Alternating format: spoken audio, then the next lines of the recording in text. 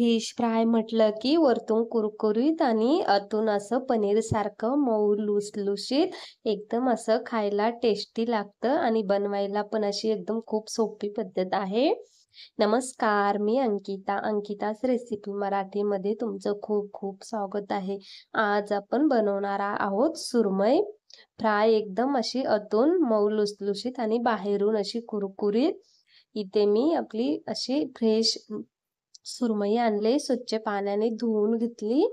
आता आपण त्यावरती हळद आणि मीठ टाकून छान अशी 2 ते 3 मिनिटासाठी मीठ आणि हळद मुरण्यासाठी ठेवणार आहोत.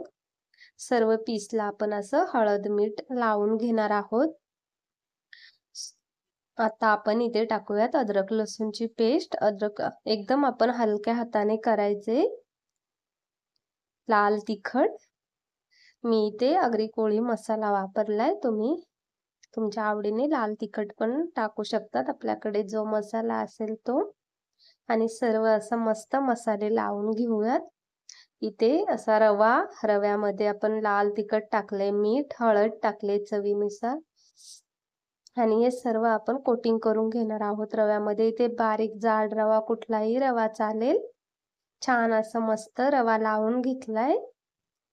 आता इथे पॅन गरम करायला ठेवले, तेल पण असं छान मस्त गरम झाले. आता आपण त्यामध्ये टाकणार आहोत सुरमईचे पीस आणि दोन्ही पण साईडने बाजूने एकदम असे कुरकुरीत होईपर्यंत आपण फ्राय करून घेणार आहोत. इथे बघा एकदम असे मस्त छान असे एक साईडने फ्राय झाले. आता आपण दुसरी साईड पण तशीच फ्राय करून घेणार आहोत. बनवायला पण खूप सोपी पद्धत आहे आणि जास्त काही मसाले लागत नाही.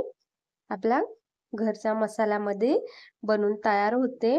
इथे बघा एकदम अशी कुरकुरीत आपला सुरमई फ्राय झाली. कशी वाटली तुम्हाला रेसिपी नक्की कमेंट करून सांगा. आवडली असेल तर लाईक करा. चॅनलवरती नवीन असाल तर चॅनलला सबस्क्राईब करा. अशाच नवनवीन रेसिपी बघण्यासाठी धन्यवाद.